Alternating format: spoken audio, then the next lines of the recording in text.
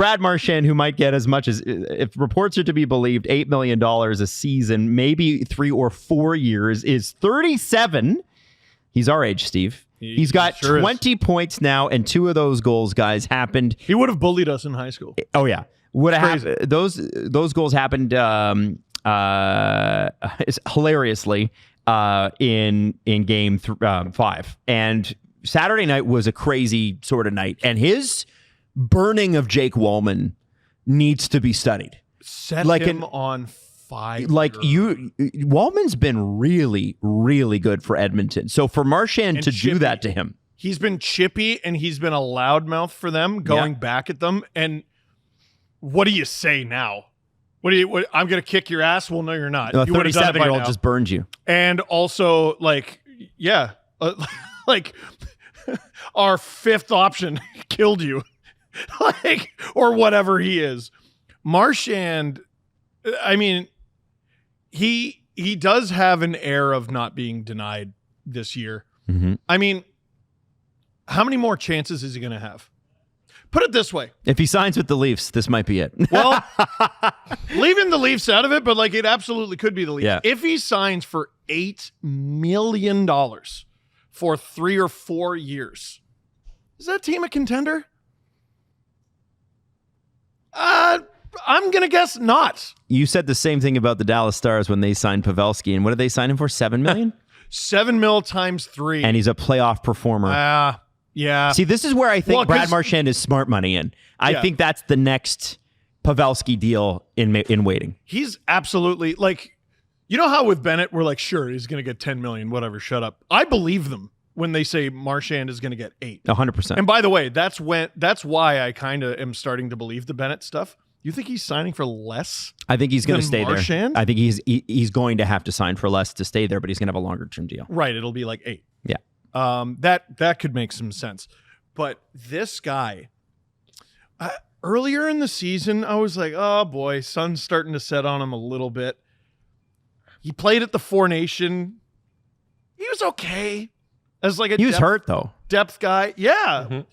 And I don't know if he's still hurt, but this is as good as I've ever seen him play. And I've seen him at his best, unfortunately. Remember, the Panthers traded for him and he was injured. Yes. He didn't play for the first, I think it was 3-ish weeks, 2 weeks. And he when the Panthers acquired him. Stellar. Look at this. This is moment. Yeah, we can do the stop motion of the move around Wallman. Oh my God. I'm sorry. Go back to the last frame. Oh, Evan. Sorry. Sorry. He's been so good in these playoffs. Oh my God. Yeah, and then he finishes disgusting. I mean, it shouldn't be danger, right? I think you could forgive anyone because you're he's got Marchand to the outside. It's going to be, surely he's not going to get windmilled in a Stanley Cup Final game. And he windmilled that man.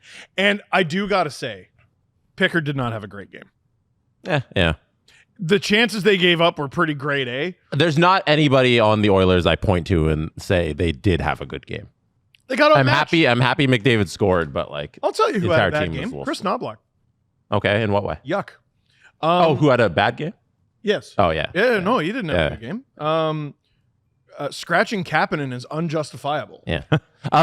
Before Marchand thing though. Yes. Yeah. Marchand, the move there, that's why you have players like Marchand on your rosters, because they bring a factor of not being afraid of the moment. That's a play you make when you have no fear that it's game 5 of the Stanley Cup Final and you're willing to pull off a move like that. If you're a little timid, if this is your first time doing this thing, you're not going for it. Like you said, it's Marchand to the outside against Wallman. What is he going to do? No, a young player gets criticized for trying a low percentage play. Exactly. Yes. But that's Brad Marchand you have on your team. He knows this. He's been through it. He knows he can pull off this move, and that's why you have guys like him. It's such a spectacular play. Oh. And the fact that this is second of the night, unbelievable. That goal is why I could never do play-by-play professionally.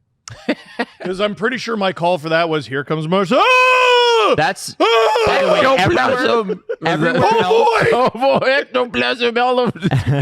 everywhere else in the world. I just realized what you were talking about. It's a spooky ghost. Everywhere else in the world, that's how they call games. Everywhere else in the world, that's how they call games. is they actually put some emotion into it. Well, So I think you'd be just fine. It's just it has to be the network going, yeah, we'll let you be a human being. The Kawhi buzzer beater versus the American one. Yeah. The American one is just Yeah, Canadian one's like, well, he's hitting my No, it wasn't. It was good. It just everybody won the championship. Game series. Toronto has won. Anyway, sorry, I'm talking about Toronto winning something once ever. It's a crazy move. It's a crazy move. And crazy move. His second goal of the game, which he had a breakaway earlier this game. Now they're playing again tomorrow night, guys, and this could be it. They will be in Florida. Mm-hmm. And let's be honest, Florida's been the better team in 5 of 5 games. Mm-hmm. Yeah, the first period stats have been like crazy. Just the amount they've been outscored to start these games, and Edmonton has just tried to figure out like, okay, if we get down, we can always fight back. But eventually that catches up with you in a tight series like this. I think the two teams are very close. It's just Florida is better at playing within their structure and keeping their game together tight for a longer period of time, and they come out hotter, and then they get more even during the second, or if it's the long change, then Edmonton's falling behind, and then things are tight again in the third. Not game four. And then things are tight again in the third, as they always are. So I think it was Bar Down who pointed this out. Here's the hope if you're McDavid and the Oilers, McDavid in particular. 2008, the Penguins lose in 6 to the Detroit Red Wings. Mm-hmm. Next year, rematch. It's tied 2-2 going into Game 5. Game 5, Detroit, I forgot this, murdered them. Murdered the Penguins. 5-0. The difference is Detroit was the home team. Game 6, Pittsburgh goes back to Pittsburgh. They win 2-1. Nice. Good tight matchup.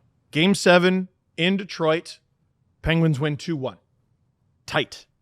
Fleury stops 49 of 51. Big save at the end. I looked that up myself. I didn't even have to text Alan, which I'm sure he has that on a wall somewhere, I think. Oh, 100%. He's got it on his inner bicep. He flexes it at people just to let them know. Exactly. 100%. I guess my question is, are the Oilers capable of doing that twice? How many goals have there been in the series? Like total? Yeah. Quite a few. What's the fewest they've limited Florida to in a game? 4. They won two games 5-4. I can just give me 1 second. By the way, that was the scores in the game are 4-3 Oilers. 4-3. Okay, so 3. 5-4 Panthers. 6-1 Panthers. 5-4 Oilers. 5-2 Panthers. So you have to do something you've never done in this series twice. Mm-hmm. Last year, Game 7, tightest game in that series. Panthers win 2-1. These are the games that the Panthers know how to win the best. They don't win them all. Game 6 against the Leafs was very tight. Leafs won that 2-0. What happened in Game 7? To me, it's not just about forcing 7. How do you do this twice? We've seen you force 7. We've seen teams like Florida has actually I want to know what their record is in closing out series, because they don't always do it on the first attempt. Yeah, weirdly, they love giving the team the other extra They love game. a long series. Yeah. This is their thing. Last year against Tampa, took 2 tries. This year, I don't remember how that shook out against Tampa. Oh, it was 5 games. Yeah, but I don't how know the series order. went. Yeah. They had two tries against the Leafs. I think Carolina staved off the sweep. Mm-hmm. Barely. Jesus. Yeah, barely. But there's actually kind of a high likelihood this goes 7. I don't think Florida wants to go back. Now, if it does, Steve will be texting Jesse later on about this, but we'll tell you that we would be doing a show. If it goes 7, our third show of the week will be on Saturday rather than Friday. Yeah, we'll come after Saturday or after Game 7. We're going to have to record early. Yeah? Why? You got plans? Yeah, my son's birthday. Oh, it's Leo's birthday. You should bring him. Yeah, we'll give him a mic. I actually enjoy my marriage quite a bit. We'll put him on camera. That'll go over well. Yeah, Adam, how expensive are divorce lawyers? Yeah.